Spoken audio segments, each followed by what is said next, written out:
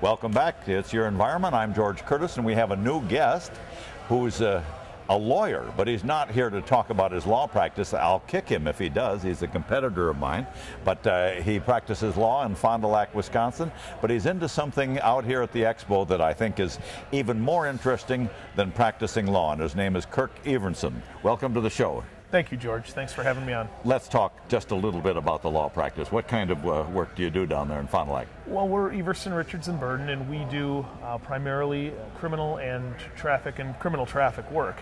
We do statewide, three attorneys in our firm, Steve Richards, Cliff Burden, and myself. And we have a very aggressive practice, and we help a lot of people.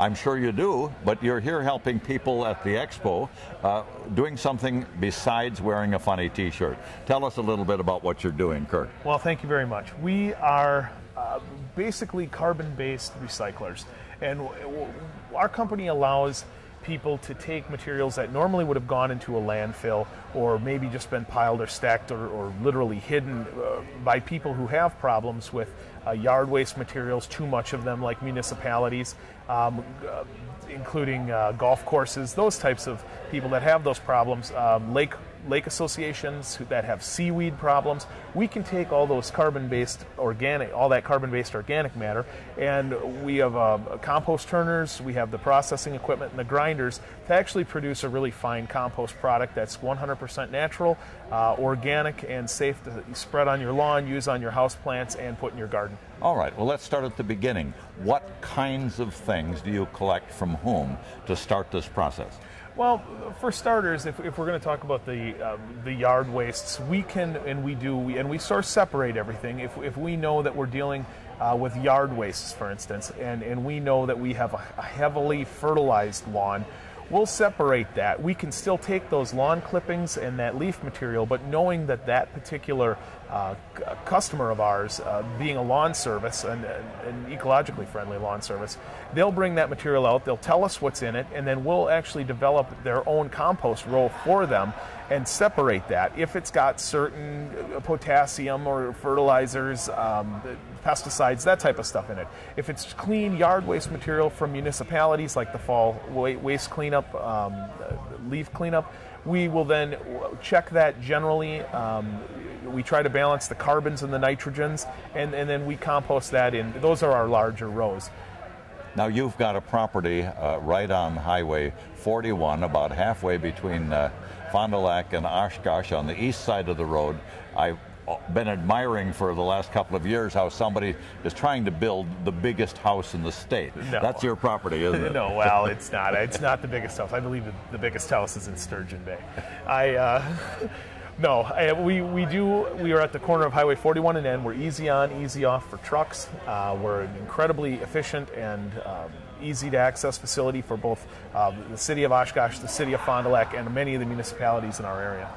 And so the first benefit you provide is that this stuff doesn't have to go to a landfill and be totally wasted. You take the waste that would normally just be a problem for future generations, and you try to convert it into something useful. Then tell us a little bit about the conversion process. Well, the conversion process, George, is that because of the machines that we have, I'll give you an example. If a municipality were to take their yard waste materials and they were to just pile them up, first of all, they would just sit in a pile. They wouldn't have really the ability or the manpower to separate and source those out to balance the nitrogens and the carbons.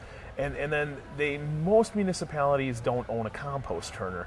They own front-end loaders. And to turn a large, I'm talking about half of this room, and this is a large room.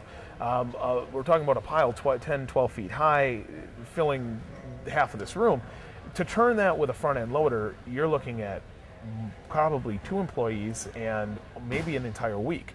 We use a smaller pile, 400-foot long windrows, usually 6 foot tall by 10 to 12 feet wide, and we can turn an entire row, and that includes a mulch process because our turner has flails on it, so we're shredding as we turn, we're getting the oxygen in, we're setting our moisture levels, and we can turn a 400-foot windrow in approximately 10 minutes. All right. So we pick up the waste or it gets dropped off, we process it into something useful, then where does it go? How do you market it? Well, what we've done is we've started a landfill diversion program, and we've really partnered with coffee shops. A large gas station chain is looking at, we're working out the feasibility of how we're going to manage the pickup, and we've got a couple of hospitals are now very, very interested, and we're also in the process of working out with them how we're going to pick up that material from them. They're interested in not having the tonnage go into their dumpsters where they have to pay to get rid of it or pay more to get rid of it, and so they're seeing us as an option. How we market it then is we ultimately take the material and we produce a product, a very fine product, and you can't buy this at a retail store. That is a 100% natural, organic, very finely shredded leaf matter. That is the forest floor. The bottom half-inch of a forest floor, it germinates all life. And what we do then is we combine that product with coffee grounds, raw coffee grounds that we've dried on screens that we've manufactured, and we put that into these bags and we sell it back at the coffee shops, and the consumers have really enjoyed it, and we've had much success with resale on this. And I understand you're into worms. That's true. Tell us about the worms, Eric. Well, we didn't bring the compost bin with us. It's worms. It's relatively high moisture, and what we do is we take a certain portion of our materials that worms like to eat, and we put those in bins, including food scraps. If they're not earthworms, they are red wigglers, good for trout. I believe they're a native worm to North America.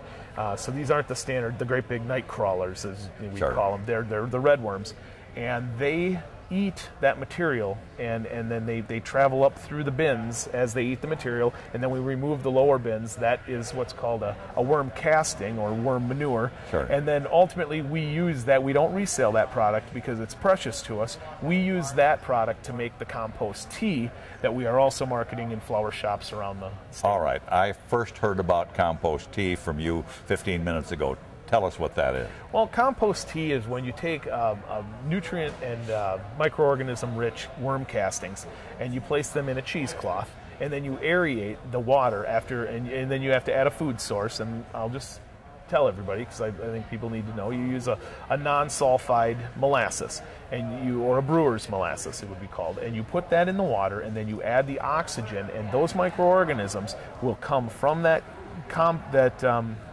worm castings, and they will take over in an oxygen and sugar-rich environment, and they will take over the entire batch. And we make batches of compost tea in 450-gallon drums. And who do you sell that to? Well, we currently have a drum right over here behind me. We sell that at flower shops. People can come in, bring their own jug, and just simply pump a gallon out into the jug. You take it home. It does have to be used within 48 hours, because when you remove the oxygen, those microorganisms then will use up the rest of the oxygen and suffocate. But you can use it as a foliage spray. The microorganisms will actually counteract. Sometimes it'll work as a fungicide, but it's all natural, it's all organic. Well, this is wonderful. You've got time to represent people who have traffic problems and criminal problems, but you care about the environment, and you're nicely located there. I think people are going to start noticing more and more who's building that big house. But besides the house, you've got kind of a factory there too, don't you? We really do. It's an all carbon-based recycling factory, and I get a lot of satisfaction from that. It gets me out in the field at night. Obviously, you're fully aware of the stresses of our jobs. It gets me home. It gets my children out of the house. And Kirk, what's that law office phone number again? It's 920-921-6144. Thank you, and thanks for what you do for the environment. Thank you, George.